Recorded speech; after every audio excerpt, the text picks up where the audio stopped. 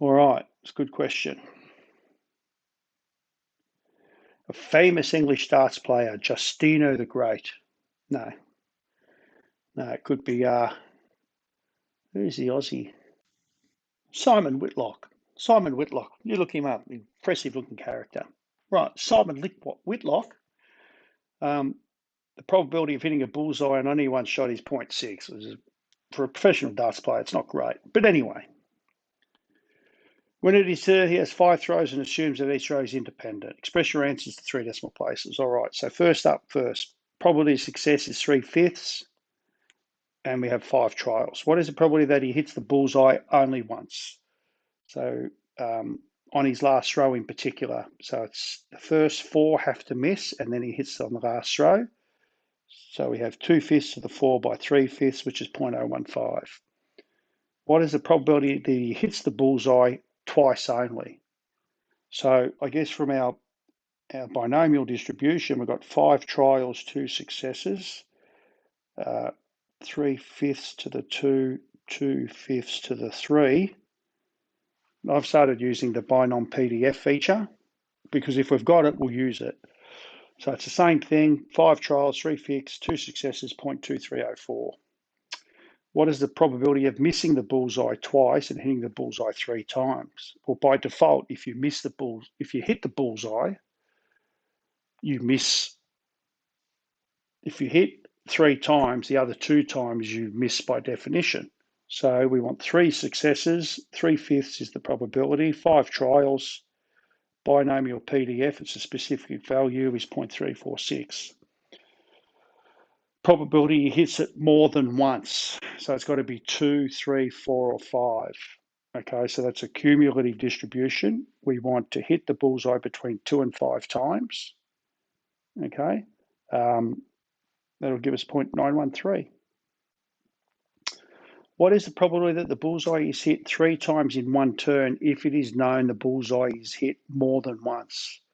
So what's the probability he hits it 3 times given more than once? So x is greater than or equal to 2. All right, so we've got to be careful with our endpoints a bit here. So probability that x is equal to 3 and the probability of x is greater than or equal to 2 over the probability that x is greater than or equal to 2. So what's the intersection? Well, the only way both of those things can occur is if the probability that x is equal to 3 over the probability that x is greater than or equal to 2. So I guess if we're using our binomial features, we might go binomial PDF, 5 trials, 3/5, and we want to hit it 3 times over binomial CDF, 5 trials, 3/5 greater than or equal to 2, isn't it? So 2 to 5. All right, and that'll give us the 0.379. Bottom of the page, you've got the calculator solutions. All right, on his 4th turn, it is known that Justino hits the elusive bullseye at least once. So on his 4th turn, obviously his 4th lot's of 5 darts. What is the probability that he hit the bullseye less than 3 times? So in other words, it's another way of saying we've got 5 shots at the bull. He hits the bullseye at least once. So what's the likelihood he did it less than 3 times? So what's the probability that x is less than 3 given x is greater than or equal to 1? So the intersection of that, it's got to be strictly less than 3 and greater than or equal to 1 over the probability that x is greater than or equal to 1. So both of them are intervals. So if we use our binomial CDF, we have 5 trials, 2/3 of success between 1 and 2 times, because it's got to be strictly less than 3, over binomial CDF, again 5. Oh, wow, hang on. We shouldn't have 2/3 there, should we? 60%, it should be 3/5. There's a little bit of an error. I'm assuming the calculators are right. 3/5, which is 0.6, and 1 to 5, which should give me 0.310. Okay. Where are we? G, in his next 5 turns, what is the probability that he hits the bullseye at least once on more than 3 occasions? So, what we've got here is a bit of a combination here. So he's going to have 5 turns at throw. What's the probability that he hits the bullseye at least once on each of those 5 separate turns? So the probability that he hits the bullseye at least once, we've worked that out to be 0.98976. Okay. Have I done that anywhere else? No, I haven't actually. So that's going to be binomial CDF, 5 trials, 3/5 success, 1 to 5, isn't it? Okay. So the probability of that occurring is 0.98976. Now, I want that event with that probability to occur at least 3 times over the next 5. So I'm going to have 5 more trials, and I want that event to occur at least 3 times. So I've got a binomial CDF, I've got 5 trials.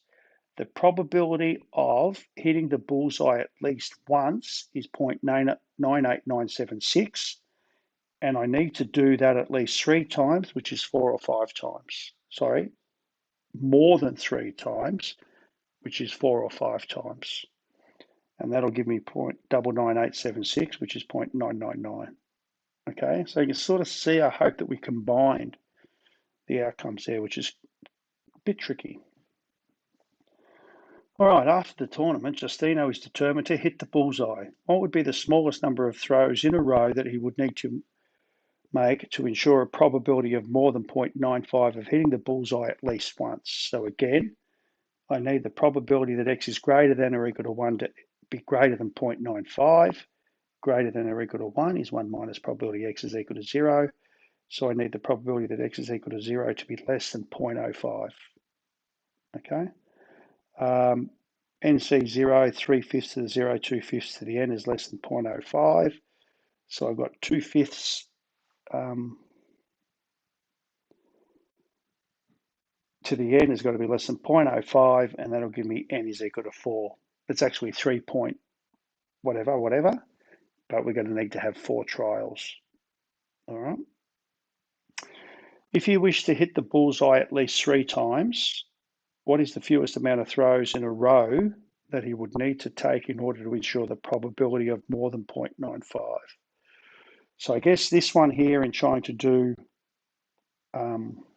set up an equation is a little bit trickier. So at least 3 times, I could say it's 1 minus the probability that x is less than equal to 2, which is true, which is 1 minus probability of x equaling 0, probability of x equal to 1.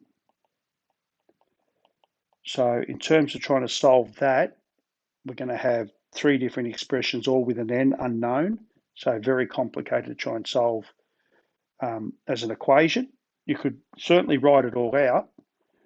Simplest way, inverse binomial. Okay, so I need the probability that x is less than 2 to be less than 0.05. So again, I'm trying to find out how many trials I need so that the probability of hitting the hitting the board less than 2 times is going to be less than 0.05. So the probability 0.05, the probability of hitting the target 3/5, and I want 2 successes, a cumulative 2 successes. Okay, and that will give me n equal to 8. Good thing is you can check. You can check these answers by saying, okay, if that's true, the probability that x is greater than or equal to 2, so x is greater than or equal to 3, will equal, well, we won't use the binomial, we'll use binom CDF, 8 trials, success is 3/5, and I want to do from 3 to 8, and that should be greater than 0.95 just. And if you were to check that, if you were to check binom CDF, 7 trials, 3/5, 3 to 7, that should be probably just less than 0.95. Okay, so it doesn't quite get there. That one does. So during Justino's first turn, it is known that he hit the bullseye on his last shot. Find the probability that he hit the bullseye twice during that first turn. So he hit it on his last shot, which means on the other 4 turns, he needs to have hit it once, yeah?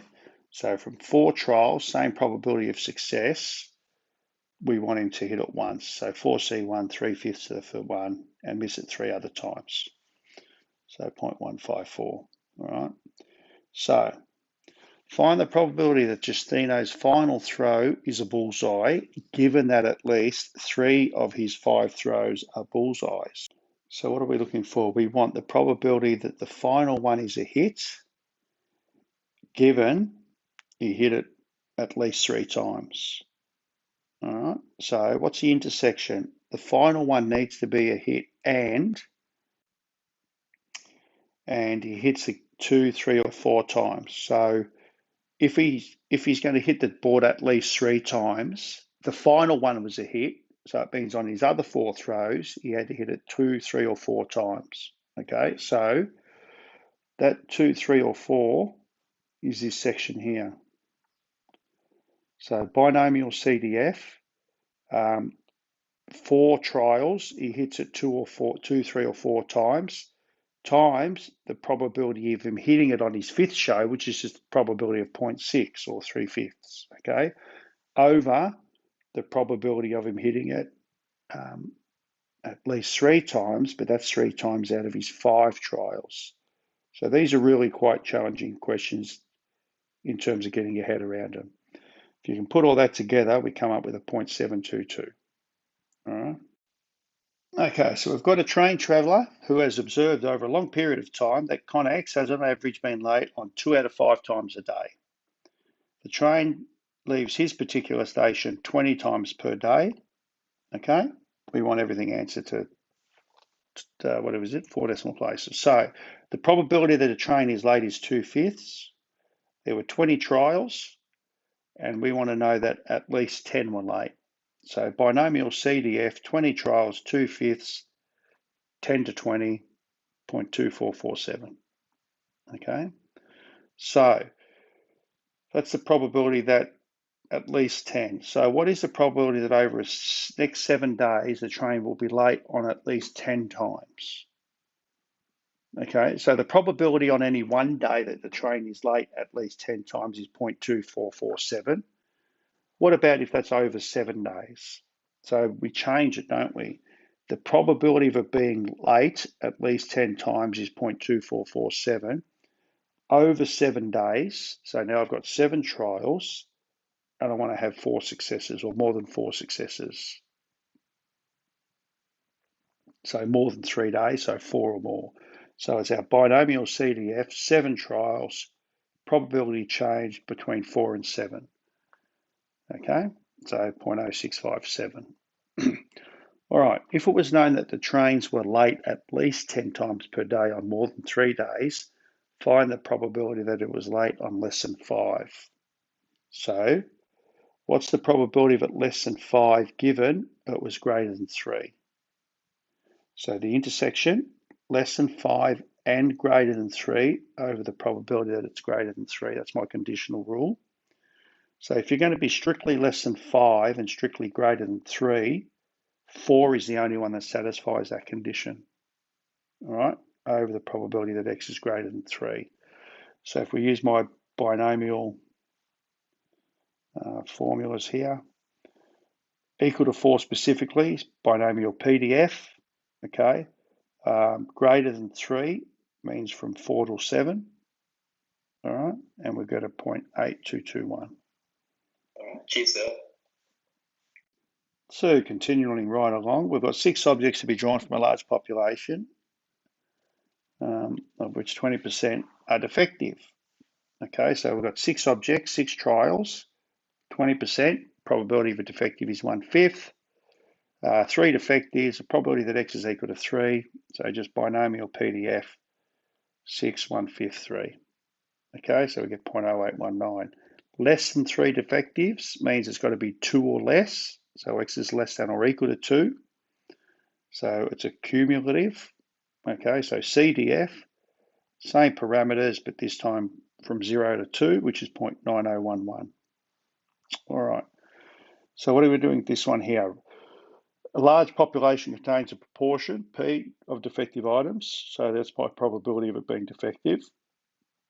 Write down an expression of P, so in other words in P, for the probability that a sample of 6 contains 2 defectives. So the probability of a defective is P, number of trials is 6, and we want X equal to 2. So just going back to my binomial rule, and that's why you've got to be able to work with both. The calculator rule, which is really simple, but you've got to know the original rule too, as well. 6 trials, 2 successes. Probability of success is P. Probability of failure is 1 minus P. So if we expand that, 6C2, 6 by 5 over 2 by 1 is 15. So there's the rule for the probability, okay, of 2 failures, or getting 2 defectives. Right, find dP and then show that P is greatest when P is a third. So differentiate. So we did one of these earlier. So if I try and color code it a little bit, derivative of 15p squared is 30p times 1 minus p to the 4 plus the derivative of 1 minus p to the 4, which is negative 4p 1 minus p cubed times the original function, 15p squared. Okay, so again, if I take that 1 minus p cubed out, I'm going to have a 1 minus p left inside with 30p, and the 1 minus p cubed comes out, and I'll get a 4 times 15, which is 60 p squared. Now I'll take the p out the front and expand that bracket. It gives me a 30 minus 30p minus 60p, 30 minus 90p. Take the 30 out the front, we get 1 minus 3p inside. If I solve that equal to 0, I get p is equal to 0, 1, or 3. And I probably should have maximum occurs at p equal to a third as required. Yeah. All right. Well, we'll talk about the nature of 3C and 7 in a minute. All right. First things first, we've got a ferry charges a fee of $5 per vehicle, including driver, plus $2 per passenger. The number of passengers in each vehicle varies in accordance to the following probability table. Okay, so the probability of 0 passengers is 0.18, 1 passenger, 0.33, 2 passengers, etc., 3 passengers, etc. Okay, find the expected fee per vehicle. So the first things first, we need to work out the expected number of passengers we have. So E of X is just the sum of X times P of X. So 0 times 0.18, 1 times 0.33, 2 times 0.17, 3 times 0.22, 4 times 0.08, and 5 times 0.02. If we add them up, I get E of X is 1.75 passengers. So that's how many passengers I expect to have. So the actual cost is $5 for the vehicle plus $2 for every passenger. If I have 1.75 passengers, which is difficult, but we have an expected value of, or an expected fee of $8.50. The 5 plus $3.50 for your passengers. All right. All right. On a particular trip, the ferry carries 18 vehicles. Find the probability that 4 or more have no passengers. So we've got 18 trials, and the probability of no passengers from the table is 0.18. and I want to know x is greater than or equal to 4. So binomial CDF, 18 trials, probability of success 0.18. 4 to 18 of the cars have no passengers is 0.411. All right. Okay, so what we're talking about now is this little section here is talking about the lengths of the cars. So with our binomial distribution, typically it always represents discrete data or whole value data. All right, number of passengers, number of successes. All right, we're still going to be measuring that, but in actual fact,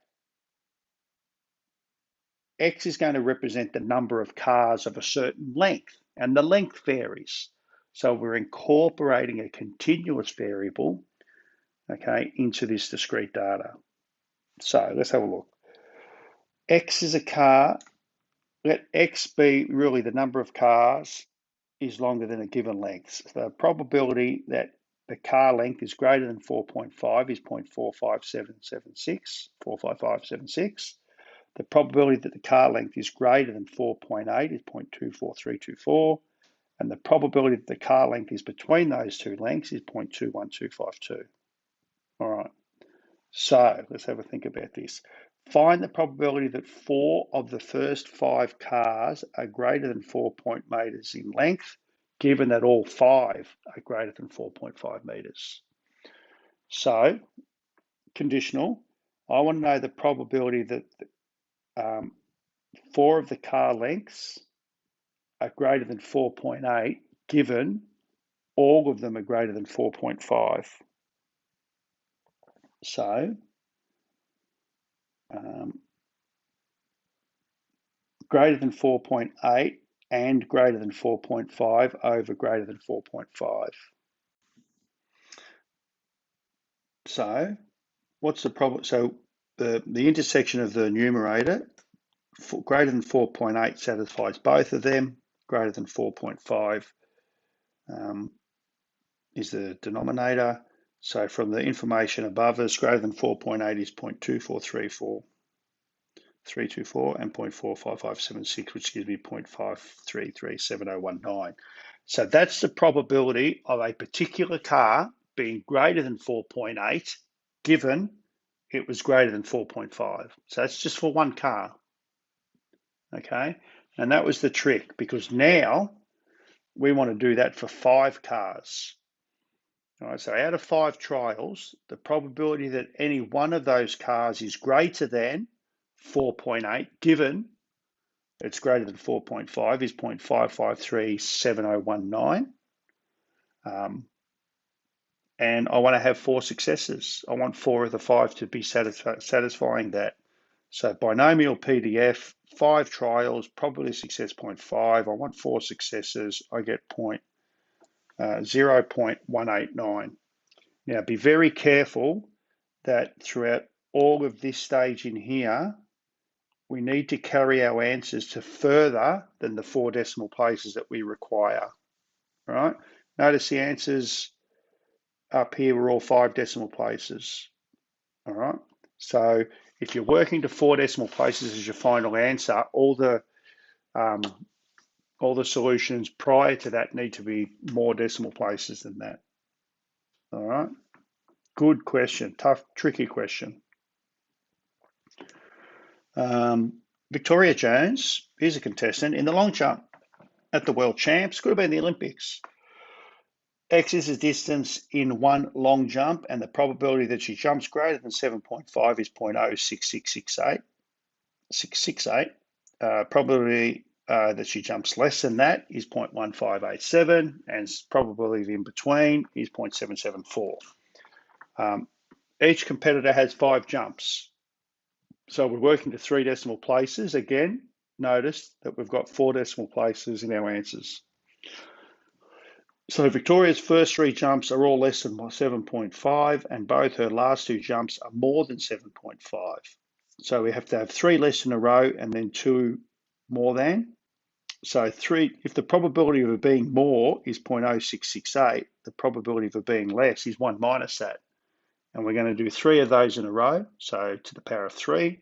and then we're going to have 2 jumps higher than that, which gives me an overall probability of 0.004.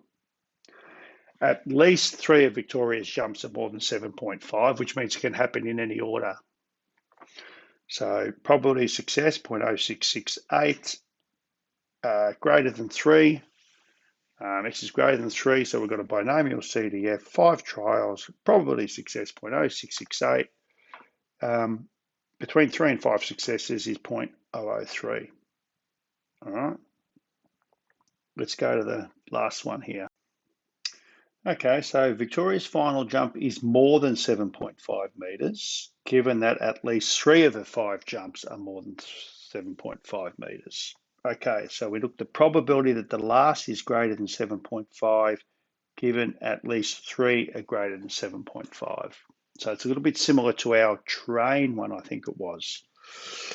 So we need the probability that last is greater than 7.5, and well, if at least 3 of her jumps need to be greater than 7.5, it means we need a probability that 2, 3, or 4 out of 4 jumps are greater than 7.5. Because if we get 2, 3, or 4 plus the last one, that gives us the 3, 4, or 5 that we're looking for, over the probability that 3 of them are greater than 7.5 out of 5. So the probability that the last jump is greater than 7.5 is just 0.0668, all right? The probability that 2, 3, or 4 of her first 4 jumps are greater than, okay, is the binomial CDF, over 3, 4, or 5 out of 5 jumps are greater than, is given by that one there. So if we work that out, we'll get our 0.607. All right, so again, carry your decimal places through. I find it easy to actually type that instruction into the calculator to make sure you get the right degree of accuracy.